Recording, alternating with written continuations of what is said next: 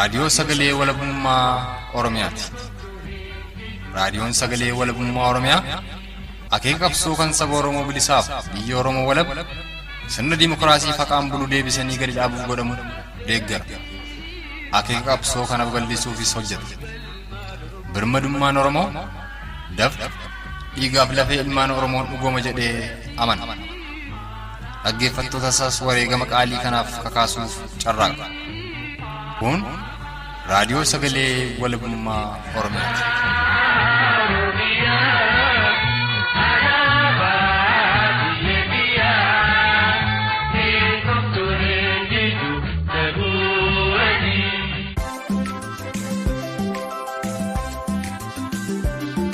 Hordoftootaafi dhaggeeffattoota raadiyoo sagalee walabummaa Oromiyaa jaalatamoo nagaan keenya fulaadhuma irraa nu caqasaa jirtanitti isin haa ga'u ashamaa ani Xiiqii Dhugaasaatii sagantaa tamsaasa kallattii raadiyoo sagalee walabummaa Oromiyaa kamisa bitooteessa bultii 25 bara 2021tiif waan qindeeffanne qabannee dhiyaannee jirraa yaadda. Godina Shawaatti bosonni isaa bosona guddaadha, bosona beekamaadha. Kaleessa ganama jammarame amma ammaatti bakka akkaansaa baay'ee gubataa deemaa jira. Haalli jiru baay'ee rakkisaadha. Olaantummaa siyaasa naannoo Amaaraa hundi baay'ee biyya akkasumaan harka qabuuf haalli jiru baay'ee ilmaa qe'ee fida malee akka qaama walakkaa isaanii waan ismaan bu'aa nu buusan hanga ammaatti hin qaba sidan dabale. Dhugaa isaan kana jedhamanii kaasee amma kaleessa sa'aatii afurii fi daqiiqaa 30 lolli jalqabee amma gara galgalaa kana barachuudhaaf isa jillee irratti. Ingetta galgalaa nama lama ajjeesanii bakka isaan bu'an reeffa isaanii maatiin kan hin arganne bineensi nyaatu jechuudhaanii karaa fe'amaanii jiru kellaa keessaa ala baasanii. Yeroo ammaa kana namooti beekamaan abbootiin haadholiin qeerroon qeerritti gadi fuudhamanii mana hidhaa keessa ta'u mana barumsaa keessa ta'u ajjeefamaa hiikamaa hidhamaa jiru. Sagaleeleen wal duraa duuba san dhageessifne kunniin duulli duguuggaa sanyii kaaba Oromiyaatti Oromoota Walloo irratti banamee jiru roobii kaleessaa fi kamisa arraas ona jiillee dhummuuggaa keessatti itti fufee ooluu fi lixa Oromiyaa ona gullisoo keessatti kibxata dheengaddaa qabuun haga kamisa arraatti Oromoonni 8 hidhattoota mootummaa nafxanyaan ajjeefamuu fi gariin madaa'uu akkasumas konyaalee Oromiyaa garaagaraa keessaa bosona Oromiyaatti abidda qabsiisuun gubaa jiraatu mootummaa kuneeffataa impaayera Itiyoophiyaa irratti arraaf gara giddugaleessa Oromiyaa hona jibaatitti bilbiluun gubaatii bosona baddaa jibaati irratti raawwataa jiru irratti odeessa maanguddoo Oromoo tokko irraa arganne dabalatee gidirfama Oromoonni konyaalee lixa Oromiyaa mudataa jiran irratti odeeffannoolee bilbilaan Oromoota 4 irraa walitti qabanne keessaa dubbii ijoo seensaa fudhannee isan dhageessifneedha. Guutuun isaa sagantaa kana keessatti kan isiniif dhiyaatu ta'a. Dursa gubaatii bosona baddaa jibaat irratti loltoota Koloneel Abiyyiin raawwataa jiruu fi akeeka warri bosona baddaa jibaat gubaa jiran irratti odeessa guutuu maanguddoo Oromoo hona jibaat irraa arganne isaniif dhiyeessuun sagantaa keenya saaqannaa nu faana tura.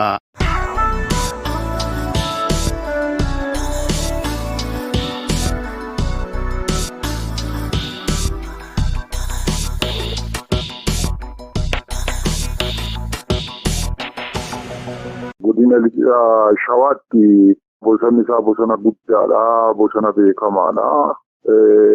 Lubbuu namaa akka biyyattiitti qabee deema jechuu hin dandeenya. Bosonni amma lixa shaggar ona jibaat keessatti argamu kan amma gubachaa jiru kun.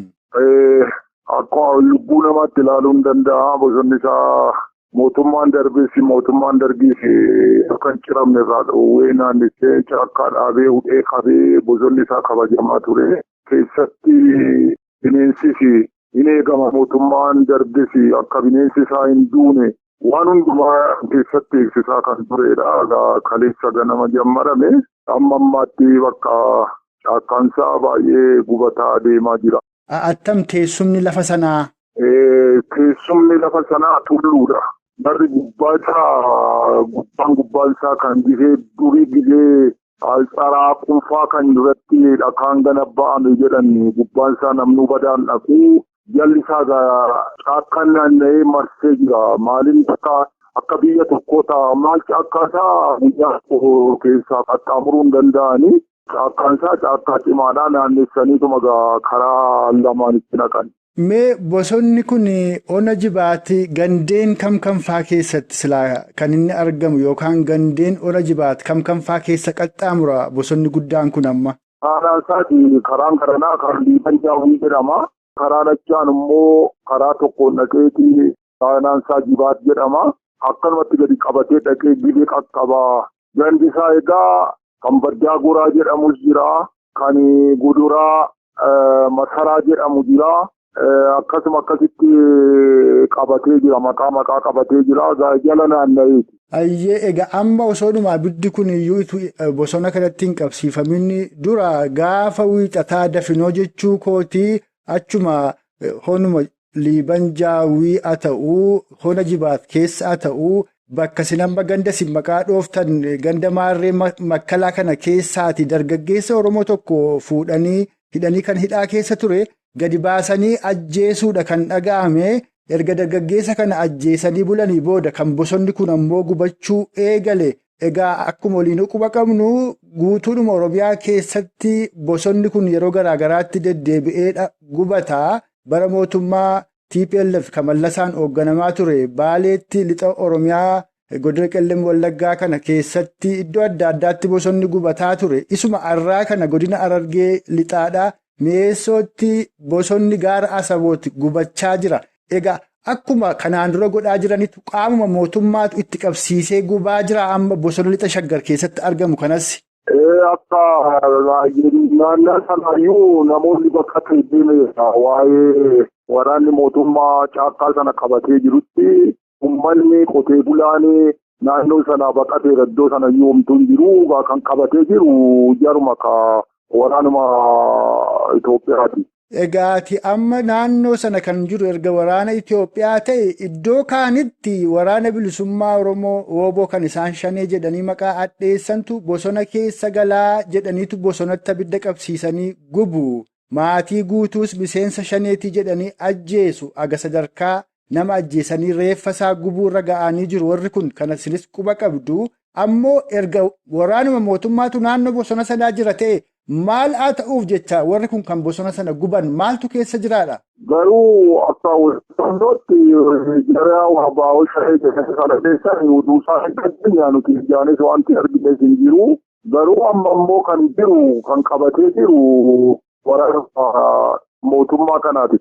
Waraanni mootummaa kana amma erga achi dhaqee qubatee naannoo sana qabate bubbuleera moo warra dhiyeenya kana garuma giddugaleessa Oromiyaa kana gara lixa shaggaritti duulanii onoota lixa shaggar garaagaraa keessa qubatanii achiis orra guduruu wallaggaa kana keessa qubatanii orra dhiyeenya dhaqanidha waraanni kun. Waraanni kun duraanii gara uduu dhaga'uudhaan gara ji'aayyuu gaheeraa walum jalaan itti daddabalaa deeme inni boodanaa immoo naannoo torbaan lamaa fi guyyaadhaan konkolaataadhaan itti guuramaa jira. Akkas taanaan waraanuma humna guddaadha jechuudha kan achi qubatee jiru amma. Maali waan salphaa miti maal kumaatamaan lakkaa'ama akka odeeffannootti naanna'eetti waraanni tulluu kana biyya tokko naanna'ee biyya tokko maalinni waan salphaa miti akka isaa jala naanna'eetti marsee dhaabatee jira karaa baasuun dhoowwinaa abaa'oo keessa jira takka odeeffannoo dhageenyutti hoyyuu. Amma ga'aa baa'oo yookaan oobootu bosona sana keessa jira.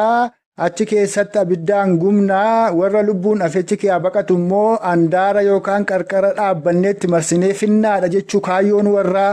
Kaayyoon bosonni kun gubataa deemuufi sababuma kanaati kaayee jara keessaa baqsinee jara keessaa baafnaa isaa ilaalanii jarri isaa baqatanii jedhaniituma akka xiqqaatii jaraatii hiika. Tolayyoo ulfaadhaa abbaa koo egaa onoota lixa shaggar abuunaa gindabaratti.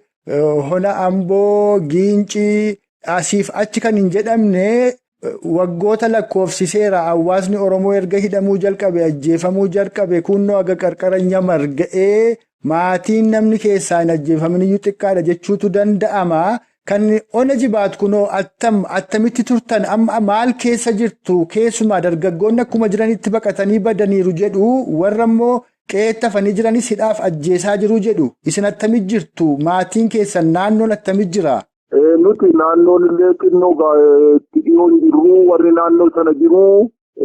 Qeerroon baqateera, qarreen namni ijoollummaa qabutu baqateera. Isa dhiinnaan qotee bulaanuu lubbuu isaatiif qabeenya isaa horii isaa fudhatee iddoo adda addaatti baqatee galeera. Maaltu jira iddoo sanamtuu hin jiru. Bosonni karaa lama kan abiddi itti qabsiifame jettanii kallattii bosona kanatti abiddi qabsiifame osoo nu himtanii. Karaan kun guduraa masaraa jedhama. Karaa tokkoon immoo baddaa goraa jedhama. Egaa karaa lamaan kana kan kaleessa itti qabsiifame jechuun bitootessa guyyaa 24 kan itti qabsiifame aga ammaatti iyyuu gubataadhuma jiraadha. Gubataatu jira. Adda galgalaa iyyuu gubataa jira. Amma gubaatii bosona Oromiyaa irra ga'aa jirus ajjeechaa ijoollee Oromoo ladeemtuu irratti raawwataa jirus qabeenya Oromoo saamamaa barbadeeffamaa jiru kanatti ammoo furmaata godhuuf silaa hawaasni Oromoo maal gochuu qabaa jettu sin akka maanguddoo Oromootti maal dhaamtu hawaasa Oromoo bal'aa fi. Caakkaan kun gubachuun akkuma Oromiyaatti lubbuun namaa dhumuudha. Qilleensi isaa biddeen caalaa sanaan qabatee kan itti jiraannudha. Horiin bara hongeen baay'ate kan itti baqatanii bara ba'anidha.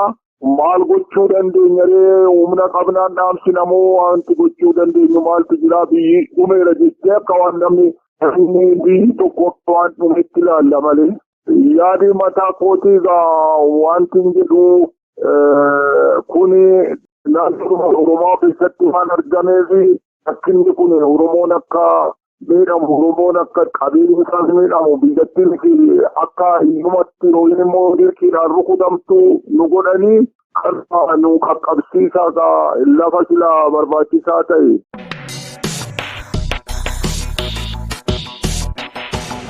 Kan amma dhageessan kun gubaatii bosona baddaa jibaati irratti loltoota Koloneel Abiyyiin raawwataa jiru irratti odeessa guutuu maanguddoo Oromoo gamasiirraa arganne san dhageessifneedha. Kan arraa fi argannee san dhageessifnetu dhimma gubaatii bosona baddaa jibaat ta'e malee ba'aa Oromiyaa godina Harargee lixaa hona Asaboot keessattis bifa wal fakkaatuun bosonni Oromoodhaa gubataa jira. Dabalataanis gara Konyaa Iluu Abbaabor Bunnoo Baddallee fi Jimmaa keessattis gochaa wal fakkaataatu raawwataa jira. Dhimma gubaatii bosona Oromiyaa irratti kanneen arraaf itti milkoomne isiniif hin dhiyeessin sagantaalee keenya asaanan keessatti yaallee kan isiniif dhiyeessinu ta'a. Ammoo kan asaanu duguuggaa sanyii qindaawaan kaaba Oromiyaa godina Walloo keessatti jimaata darbe eegalee roobii kaleessaaf kamisa arraas godina Walloo hona jiillee dhummuuggaa keessatti lolli duguuggaa sanyiif bal'ifannaa daangaadhaa. Humnoota naannoo Amaaraa liyyuu haayilii naannoo Amaaraa jedhamaniin itti fufee ooluu fi Oromoonni 4 wareegamuu fi danuun madaa'uu haalli waliigalaa godinaa Walloo keessa jiru akkaan hamaa ta'uu kan Oromticha Walloo irraa odeeffanne isiniif dhiyeessinaa. Innis muuziqaa ce'umsaa kana booda eegala.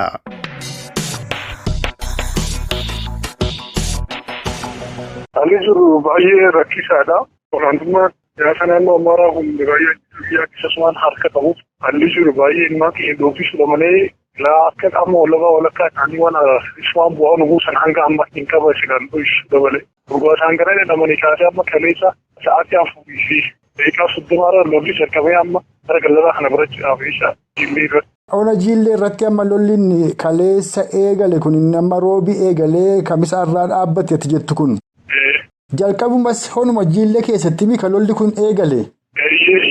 Egaati lolli guyyaa 3 erga deemee booda guyyaa 4ffaatti yeroo Oromoon Walloo bakkayyoo walii dirmatee jabaatee humna naannoo Amaaraa sana ofirraa rukutu raayyaatu dhaqee gidduu seenee isa seenan ammoo Oromoo Walloo irraa meeshaa hiikuu jalqabanii jedhama guyyaa lamaan kana mee adeemsa waliigalaa nu ibsa maal jedhan raayyaan yeroo seenan isa booda maaltu ta'e?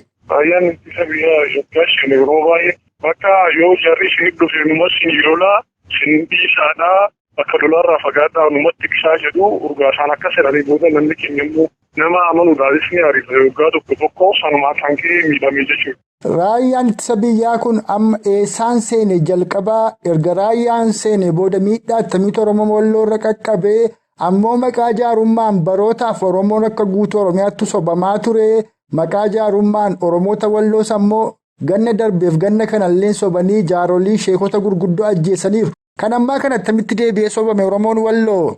Haalli jiru baay'ee xiqqoo waan ta'aniif naannoo Amaaraa kana keessa xiqqoo lolaamma jiru kana keessa haala gaarreeffannaa yookaan immoo humna yeroo isaan walatti yoo amanuu dhabnellee isaan ta'aa walatti argatanii humna horannaa yookaan immoo suga malee quba wal dhaabachee lola kanarra jamaannaa adii xiqqoo numa jira ture.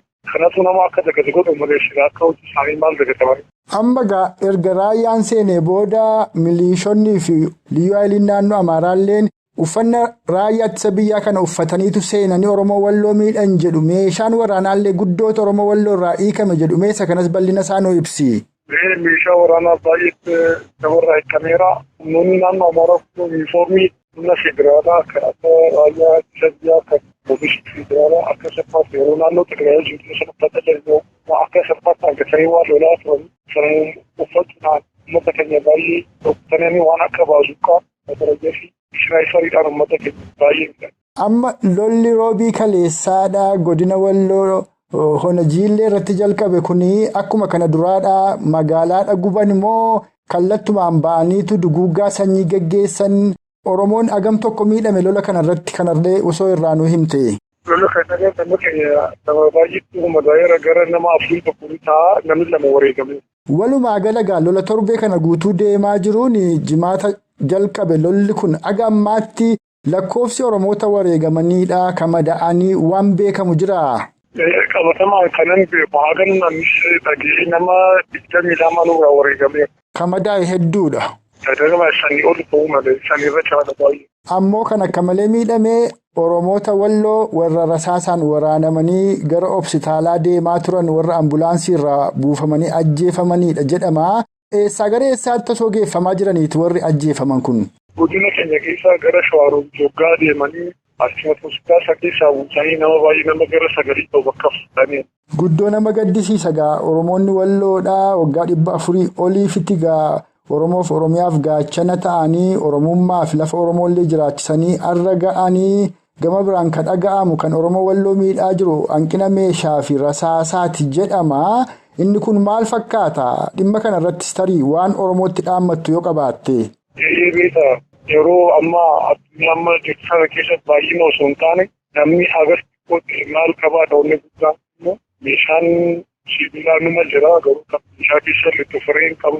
Biyyiidhaan baay'ee namatti jira gargaarsa dhabu jira. Manni Oromiyaa yoo qorshii beekan immoo akkaataan meeshaan nu gargaaru yoo jiraatu naannoo Amaaraa kanaaf hin keenya yoo tattaaffii isaan irra fudhatan irraa ittisuurra caala gara tattaaffii isheenuman. Laalaa mootota koloneeffattoota abashoota darbaniis haa ta'u kan ammaa kana kan Oromoo Walloo irra qabu hin jiru. Yeroo miidhaan akkasii Oromoo mudataa jirutti arras waa'ee Impaayera Itiyoophiyaa Dimookiraatessuu warri haasa'an jira. Qabsoon Oromoodhaa Impaayera Itiyoophiyaa Dimookiraatessuudha moo biyya Oromoo Oromiyaa ijaaruudha? Isa kamtu Oromoof furmaata ta'a? Abashootaa fi mootota koloneeffattoota Abashaa akkasitti Oromoof Oromiyaa obbaasaa irra ga'an kana waliin deebi'anii jiraatuun ni danda'ama? Ati maal jetta akka nama laalaa waan sanirraa qabuutti? Yaa obboleessa Toosiraaf guyyoomsuu yoo taate malee wani dimookiraasii jedhamtu Kilaatu Afrikaa keessa jirtu kan Itoophiyaa miliishaan humnaan ijaaramte kanaaf miti formaanni jiru walirra irraa waan qaban qabaatanii ollaa gaarii ta'aniiti malee nama waliin bultii horatee nagaan jiraatu ta'anii jarraa wajjin jiraachuun uumammaluu dimookiraasummaadhaaf Itoophiyaan uummannis dhabii oomishni taasuu hin qabdu abbaa taanee biyyattii walirra baasnee yoo jiraachuu ta'een ala.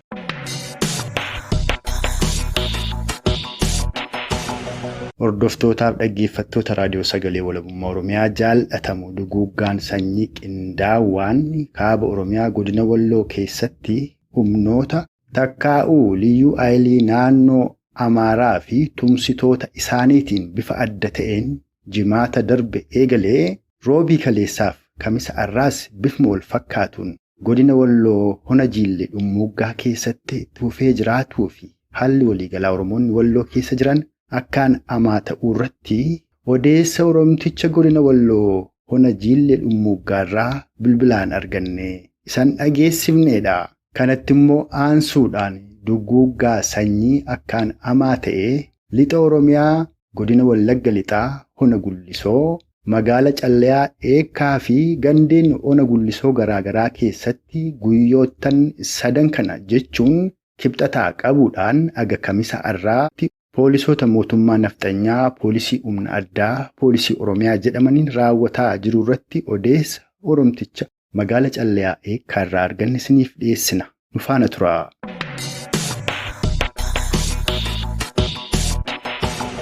Godina Wallagga Lixaa Hona Gullisoo magaalaa Calleyaa Eekkaa fi gandeenuma hona sanii keessatti har'a daa'imman osoo nafnee abbaa fi intalti osoo nafnee hidhattoota mootummaa shiftaa biltsiginnaa akka koloneel Abiyyiin durfamaniin ajjeefaman jedhu. Haala kanan sirraa odeeffadhe Oromoo dhageessisaaf si bilbilee maaluma keessa jirtu adaraa? Gaalli kun guyyaa kaleessaatii kaasee akki baay'ee raawwatamaa jira. Kaleessaa jalqabeeti roobiis jalqabeeti amma ajjeechaan inni irratti fufe kun. Itti fufee jira. Feengadda galgala nama lama ajjeesanii bakka isaan bu'an reeffa isaanii maatiin kan hin arganne bineensi nyaatu jechuudhaani karaa fe'amaanii jiru kellaa keessaa ala baasanii kana goonee jiru. Dagana immoo deebisanii kaleessa walgahii dirqamaa humnaan geggeessanii walgahiin sun eega raawwatee jedhee booda fedhii uummataan alaa abaa'oo shanii farda wayyaaniiti garba juuntaati minamin jechuudhaan uummata yaadachiisanii akkas gochuudhaan immoo sa'aatii 8 kaasee lubbuu nama 4 ajjeesee lubbuun nama 2 immoo xiyyiidhaan miila farfalee du'a namaa bira darbanii isa tokko awwaalanii galuu isa tokko muree lafatti ilaalaa darbuu namoonni kanatti baay'ee raafama guddaa keessa jiru bara. Amma warri kaleessa ajjeefamanis kanarra ajjeefaman kunis Hona Gullisoo magaaluma Calleyaa Eekkaati moo gandeen kanfaa keessatti ajjeechaan kun kan raawwate dabalataan abbaa fi intaltillee walirratti ajjeefaman jedhu. Maqaa namoota ajjeefaman kanaa kan keessaa beektu yoo qabaatte sosumaan Oromoo dhageessifte. Kan abbaa fi intala jedhaman intalli walirratti garuu ollaadhuma ijoollee ollaa. Mucaan durbaa kunii fi mucaan inni du'e guutuu qalbeessaa dhiyeessaa kan jedhamu. Inni du'e ciisaa mucaa abbaa ishee ajjeesan kan immoo reeffa sanarra taa'aa ittiin jedhee ol fuudhii ofitti qabii dhungadhu ittiin jechuudhaan footoodhaan waraabee akkasumatti beekama irratti raawwate. Indagana immoo mucaa durbaa kana immoo miila ishee dha'ee erga jedhee gara mana hidhaatti deebisee abbaa ishee immoo edda galgala sa'aatii 2 keessa rukutee ajjeese Ayyaanaa Ballee kan jedhamu. Abbaan mucaa amma miilli ishee rasaasaan rukutamee kun obbo Ayyaanaadha. Kan obbo Ayyaanaati. Ayyaanaan kun immoo maqaan abbaa isaatii Balleetti si waamama, Maatiyoosiitti si waamama. Inni immoo har'a yeroo guutuu qalbeessaa sama du'e awwaaluu kan isa immoo lafaan fuutanii jedhee uummati lafatti ilaalaa darbaa. Reeffa isaanii.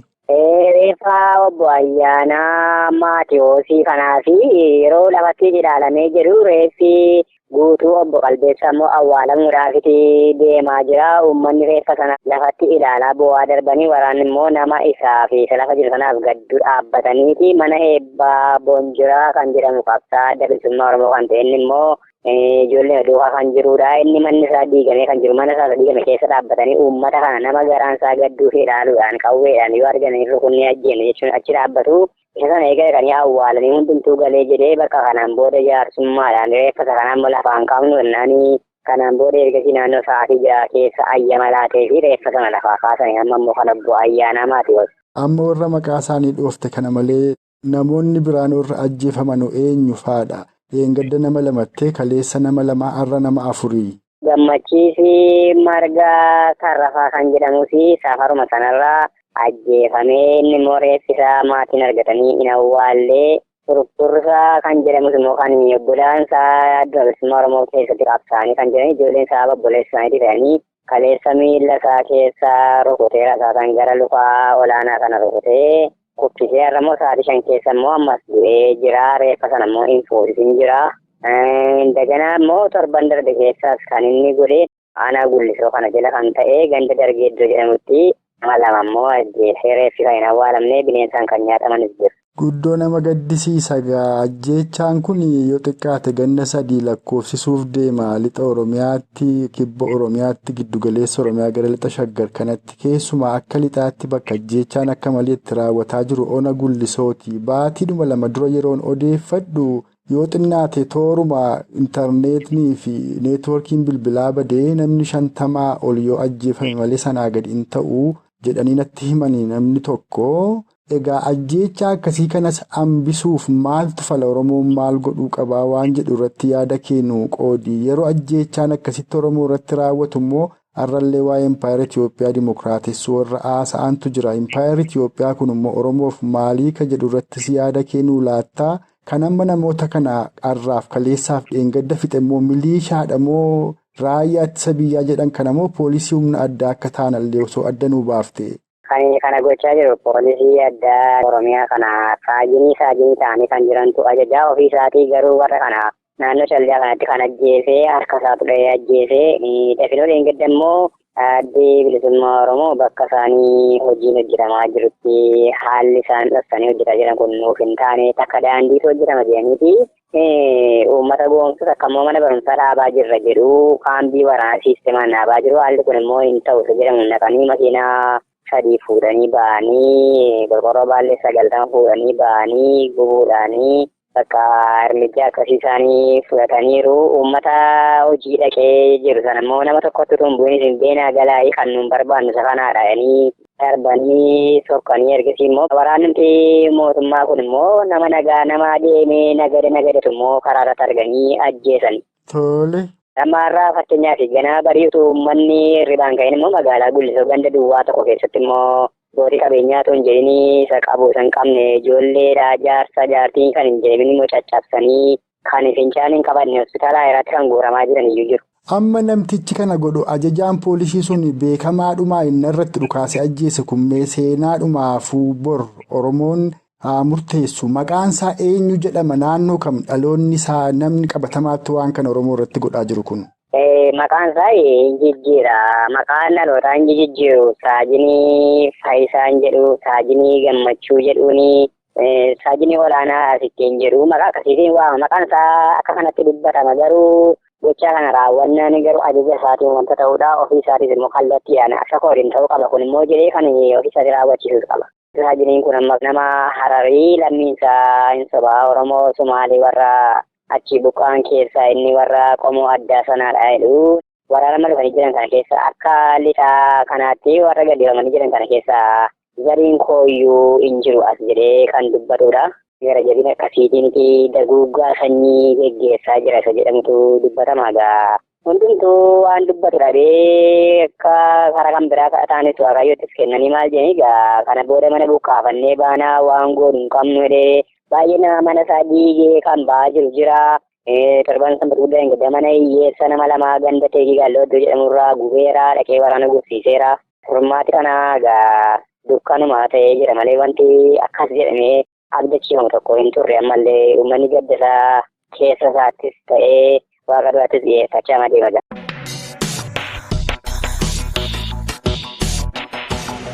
Duguuggaan sanyii qindaawaan loltoota poolisootaa fi miliishota mootummaa kunuunfataa Impaayera Itoophiyaa yeroo ammaatti Koloneel Abiyyiin durfamtuun gannoottan lamaan darban bifa adda ta'een kibba lixa kaaba Oromiyaa godina Walloo akkasumas giddugaleessa Oromiyaa lixa Shaggar keessatti geggeeffamaa ture amma immoo guutuu Oromiyaa wal ga'ee jiru. Torbee kana godina Wallagga lixaa Hona Gullisoo keessatti akkaan jabaachuun kibxata dheengaddaa irraa qabuun haga kamisa irraatti Oromoonni lakkoofsaan 8 ta'an ajjeefamuuf danuun madaa'u kan Oromticha godina Wallagga lixaa Hona Gullisoo irraa odeeffannee san dhageessifne kanuma gammaatti dhageessan kana fakkaata. Maayii irratti haala waliigalaa Oromoonni konyaalee lixa Oromiyaa keessa jiraatan mudataa jiranii fi rakkoo akka biyyaatti Oromiyaan akka sabaatti Oromoon mootummaa kunuunfataa Impaayera Itoophiyaan mudataa jiran kana jalaa ba'uu fi falli takkaa'uu furmaanni maalii irratti yaada maanguddoo Oromoo lixa Oromiyaa konyaa Wallagga lixaa irraa arganne isiniif dhiyeessina. Ammas turtiin keessan agamaayii kurfii keenyaatti nufaanaa ta'uun afeerraa keenya.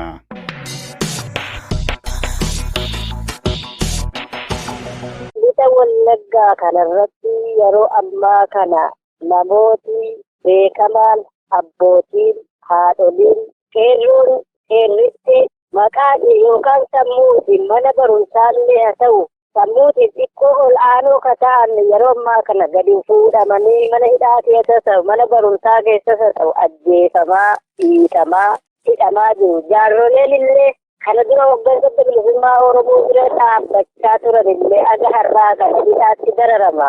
Miidhaan irraa hin deemne yoo biyya keessa kan socho'an ta'ellee diinni kun ajjeesan, dhiitan, cabsan malee bira darbaan jiran. Biyya Wallaggaatti yeroo ammaa kana sochiin baay'ee ulfaataadha. Haalli dinagdeellee gadi bu'aadha. Gatii isaan qaban ol aanaa qaaliidha. Ka bitamu asirraa kan uummanni Oromoo gurguratu immoo gaddu'aadha. Yeroo ammaa kana baay'ee miidhamni uummata Oromoo lixa Wallaggaa irratti dararaa geggeessaa jiru. Garuu haa geggeeffamu malee humni Oromoo yeroo ammaa kana kan keessaa hunda buusus keessa jira. Keekollii ta'ee keessotii ta'ellee kan keessaa hunda buusus jira. Hunda buusiyyuu immoo qabsoon uummata Oromoo daran itti fufaa jabaachaa jira.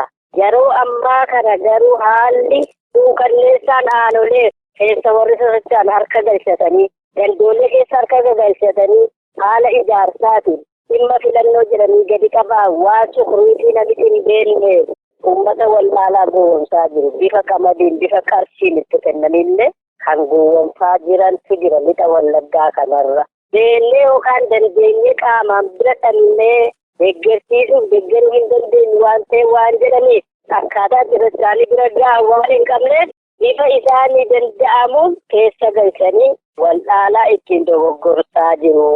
Lixa Wallagga kanarratti kanatullee argamaa jira. Garuu uummanni hubannoo qabu dhaamsanii goonu fuula duratti qabnaa jechuudha. Jalqaba akkuma tuqee Oromoota Walloo irratti duguuggaa sanyii amaatu geggeeffamaadha jira. Inni kun kan Oromoota Walloo takka malee jabaate malee guutuu Oromiyaa keessatti deemaa jira.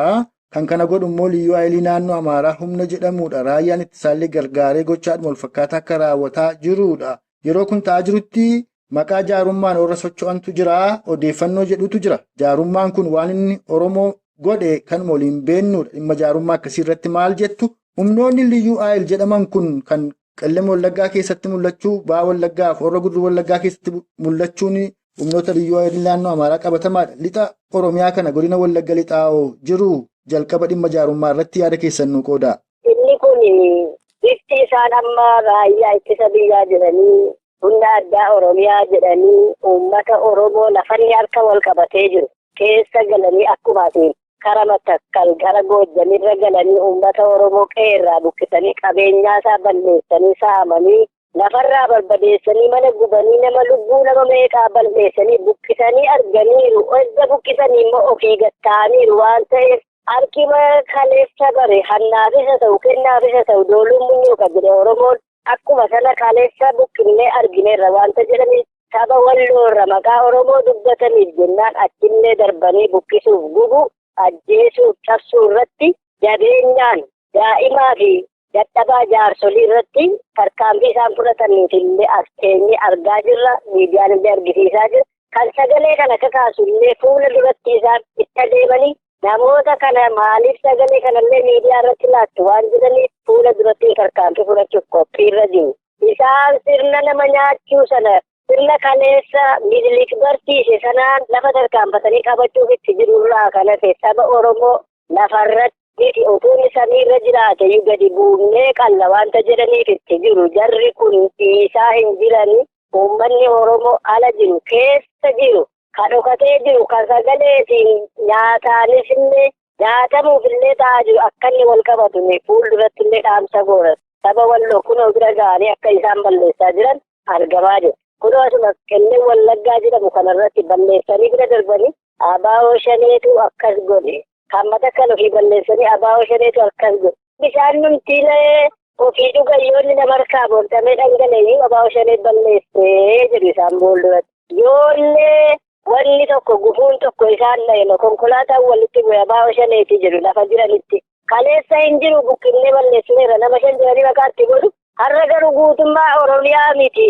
Guutummaa Itoophiyaa keessatti kan badii balleessu abaa'oo shaneeti jedhu. Abaa'oo shaneen hin jirtu nama 5 balleessineera jedhu isheen shulkeettiidha jedhu.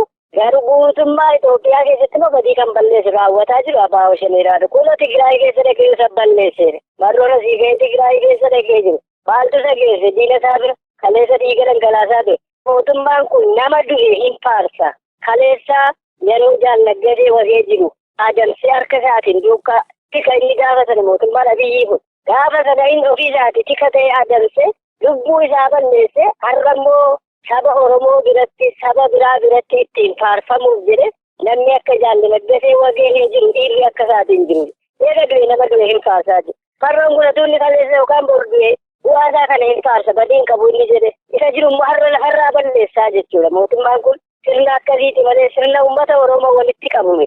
Owwaala uummata Oromoo yoo arge kana keessatti shanee du'e jedhe. Yoo uummanni Oromoo jaarsi ijoolleen isaa du'e shanee du'e qotaa baasaa jira. Kun walitti Wallaggaa keessa olii gaddeemee waraanni isaa jechuudha. Namni tokkollee beekamee owwaa beekamee uummata biratti saba biratti hin owwaalamu taanaan shaneetu du'ee baasaa jira. Gaafa inni du'ee bira darbee sirni isaa jijjiirame immoo ittiin faarsaa jira. Nuyi du'aa keenyaan faarfamuus hin barbaannu. Jiraatiin faarfamne lafa keenyaan faarfamuu barbaanne malee lafa keenya faarsa lafa keenya lafa Oromooti jedhanii uummata Oromoo kaluuf ajjeesuun nurraa dhaabbachuu qaba. Sabni Oromoo jaarsiin ka'ee harka wal qabachuu qaba. Kanaa booda walloon shanee dhaqee buqqise jira. Kunoo as keessa lixa Wallaggaa uummanni walloo yoo xiqqaate kiiloomeetirii 50 kan sabni biraa tokko keessa hin jiraannetu jira. Cinaa keenya beeka.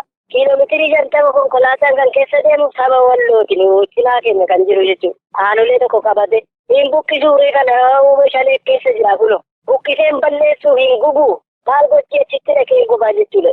Sabni Oromoo yookaan waraanni adda bilisummaa Oromoo saba tokkoyyuu qoodaa hin jiru. Garuu saba Oromoo ta'ee isumayyuu rukutuuf itti argamu dhiisuun hin jiru ofirraa qolatu malee eenyuun haa ta'u jedhu qeesii haa ta'u sheekii haa ta'u waraanni adda bilisummaa Oromoo nama harka itti ol fuudhee nan rukute jedhe kamiyyuu ofirraa qolachuuf borilee fuuldurata abdii qaba jechuudha deebii hin qabu. Sabni Amaaraa immoo sirna kaleessa Minilik barsiise leenjii Minilik waan ta'eef harma muree qalee ajjeese nyaatee bare waan ta'eef har'as nyaachuuf dhaqee saba walloo irratti tarkaanfii fudhatee kunillee nurraa dhaabbachuu qaba. Kanarrayyuu darbee mootummaan Itoophiyaa kun maqaa ofiisaatiin itti moggaafame Abiyyii jedhamnaan Nabiyyiidha alokiin jedhe rooba samiirraa roobuyyuu roobsuun danda'a jedhee kunoo miidiyaa irratti bahee lallabaa jira. Roobsuun danda'a jedhe. Awwaa kanatti bulaayyuu na gabbaraa jechuun namummaarraayyuu adda bahee hambanii adan jechuurraa adda baheyyuu awwaa qabuun jechaa jira mootummaan kuni jechuudha.